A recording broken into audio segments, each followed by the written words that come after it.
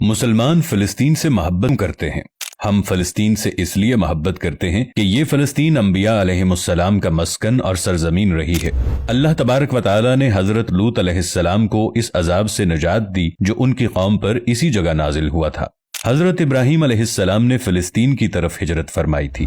حضرت داؤد علیہ السلام نے اسی سرزمین پر سکونت رکھی اور یہیں پر ایک محراب بھی تعمیر فرمایا تھا۔ حضرت سلیمان علیہ السلام نے اسی ملک میں بیٹھ کر ساری دنیا پر حکومت فرمائی۔ چیونٹیوں کا وہ مشہور قصہ جو قرآن پاک کی سورۃ النمل میں درج ہے، جس میں ایک چیونٹی نے اپنی باقی ساتھیوں سے کہا تھا کہ اے چیونٹیوں اپنے بلوں میں گھس جاؤ، مبادا کہ حضرت سلیمان علیہ السلام کے گھوڑے تمہیں کچل نہ ڈالیں۔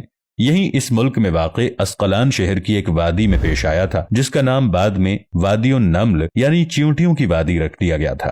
حضرت زکریہ علیہ السلام کا محراب بھی اسی شہر میں ہے۔ حضرت موسیٰ علیہ السلام نے اسی ملک کے بارے میں اپنے ساتھیوں سے کہا تھا کہ اس مقدس شہر میں داخل ہو جاؤ۔ انہوں نے اس شہر کو مقدس اس کے شرک کے پاک ہونے اور انبیاء علیہم السلام کا مسکن ہونے کی وجہ سے کہا تھا۔ اس شہر میں کئی معجزات وقوع پذیر ہوئے، جن میں ایک کنواری بیوی حضرت مریم علیہ السلام کے بطن سے حضرت عیسیٰ علیہ السلام کی ولادت مبارکہ بھی ہے۔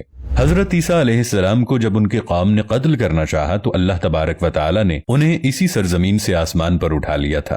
قیامت کی علامت میں سے ایک حضرت عیسیٰ علیہ السلام کا زمین پر واپس تشریف لانا اسی شہر کے مقام سفید مینار کے پاس ہوگا۔ اسی شہر کے ہی مقام باب لد پر حضرت عیسیٰ علیہ السلام مسیح دجال کو قتل کریں گے۔ فلسطین ہی ارض محشر ہے۔ اسی شہر سے ہی یاجوج ماجوج کا زمین میں قتال اور فساد کا کام شروع ہوگا۔ اسی شہر میں وقوع پذیر ہونے والے قصوں میں سے ایک قصہ طالوت اور جالوت کا بھی ہے۔ فلسطین کو نماز کی فرضیت کے بعد مسلمانوں کا قبلہ اول ہونے کا اعزاز بھی حاصل ہے۔ ہجرت کے بعد حضرت جبرائیل علیہ السلام دوران نماز ہی حکم ربی سے آقا علیہ السلام کو مسجد اقصی سے بیت اللہ یعنی مکہ مکرمہ کی طرف رخ کرا گئے تھے، اور جس مسجد میں یہ واقعہ پیش آیا وہ مسجد آج بھی مسجد قبلتین کہلاتی ہے۔ حضور اکرم صلی اللہ علیہ وآلہ وسلم معراج کی رات آسمان پر لے جانے سے پہلے مکہ مکرمہ سے یہاں بیت المقدس یعنی فلسطین لائے گئے۔ سرکار دو عالم صلی اللہ علیہ وآلہ وسلم کی اقتدا میں انبیاء علیہم السلام نے یہاں نماز ادا فرمائی۔ اس طرح فلسطین ایک بار پھر سارے انبیاء کا مسکن بن گیا۔ سیدنا ابو ذر رضی اللہ عنہ کہتے ہیں کہ میں نے رسول اللہ صلی اللہ علیہ وآلہ وسلم سے عرض کیا کہ زمین پر سب سے پہلی مسجد کون سی بنائی گئی؟ تو آپ نے فرمایا کہ مسجد الحرام یعنی خانہ کعبہ۔ میں نے عرض کیا کہ پھر کون سی مسجد بنائی گئی؟ تو آپ صلی اللہ علیہ وآلہ وسلم نے فرمایا کہ مسجد الاقصی یعنی بیت المقدس۔ میں نے پھر عرض کیا کہ ان دونوں کے درمیان کتنا فاصلہ تھا؟ آپ صلی اللہ علیہ وآلہ وسلم نے فرمایا کہ 40 برس کا، اور تو جہاں بھی نماز کا وقت پالے وہی نماز ادا کر لے، پس وہ مسجد ہی ہے۔ نبی اکرم صلی اللہ علیہ وآلہ وسلم کے وصال کے بعد حضرت ابو بکر رضی اللہ عنہ کو ارتداد کے فتنے اور دیگر کئی مشکلات کا سامنا رہا۔ ان کے لیے عسکری اور افرادی قوت کی اشد ضرورت کے باوجود ارض شام یعنی فلسطین کی طرف آپ صلی اللہ علیہ وآلہ وسلم کا تیار کردہ لشکر بھیجنا بھی ایک ناقابل فراموش حقیقت ہے۔ جبکہ اسلام کے سنہری دور فاروقی میں دنیا بھر کی فتوحات کو چھوڑ کر محض فلسطین کی فتح کے لیے خود سیدنا عمر رضی اللہ عنہ کا چل کر جانا اور وہاں جا کر نماز ادا کرنا اس شہر کی عظمت کو اجاگر کرتا ہے۔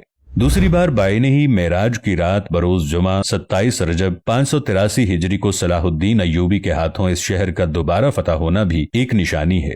قدس بیت المقدس کا نام قرآن سے پہلے تک ہوا کرتا تھا۔ قرآن نازل ہوا تو اس کا نام مسجد اقصی رکھ دیا گیا۔